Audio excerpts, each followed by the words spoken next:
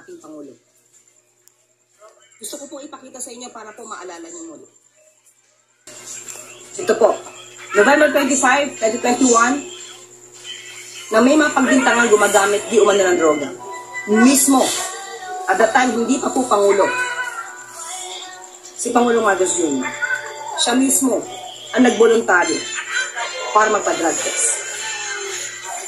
At sinasabi po sa drug test na to ay negatibo.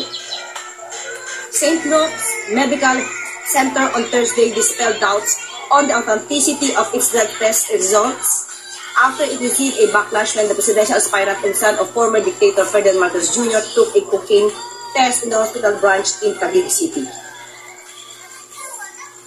So pinakita po dito na negatibo.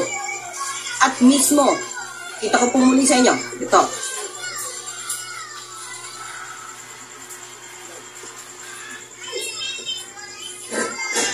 May 13, 2024, Bongbong Marcos tested negative for cocaine in 2021. Drug analyst tested negative for cocaine.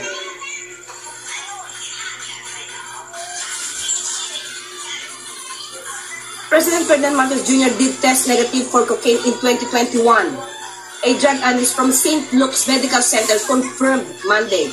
Kailan po ito ilabas? May 13, 2024. So, ano ang dahilan ng desperadong galawan ni Senator Amy Marcos laban sa sarili niyang kapatid at pati kay First Lady, kundi makapanira lamang? Walang basihan. Dahil kung itong test na to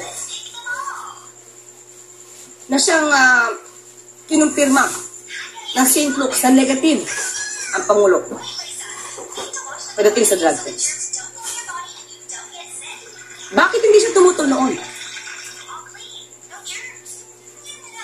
Alam natin kung anong motibo niya.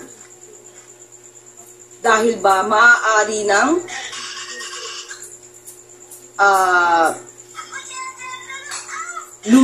lumarga ang pag-iimbestiga tungkol sa korupsyon at maaaring tamaan na ang kanyang mga kaalyado. Mga kaalyado sa Senado? Hindi pa siya natutuwa na yung kapatid niya mismo, ang Pangulong Marcos Jr., ang nag-umpisa para imbestigahan ang mga maaanumalyang flood control projects na ito. Ang Pangulo ang gustong maglinis Ulat, wait. ng kalat noong nakaraan.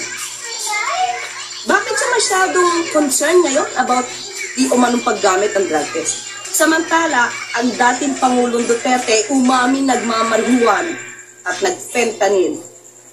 Hindi niya kinall out. Pati yung pagnanakaw ni dating Pangulong Duterte, wala siyang pagtutol. Ngayon, ang Pangulo mismo gustong luminis ang bansang ito. Bakit nagiging hadlang si Senator Amy Marcos? Anong gusto mong patunayan sa mga sinabi mong ganyan? Matagal ng issue to at napatunayan na to na hindi totoo ang bintang na yan. Ginawa niyo yan para siraan lang ang Pangulong Marcos Jr. Nagpagawa pa kayo ng AI-generated na video. Pero nung hindi ubra at napatunayang peke, lahat na lang ng pagbibintang para masilang Pangulo, ginawa niyo. Pero lahat yan, peke. Lahat yan, fake news.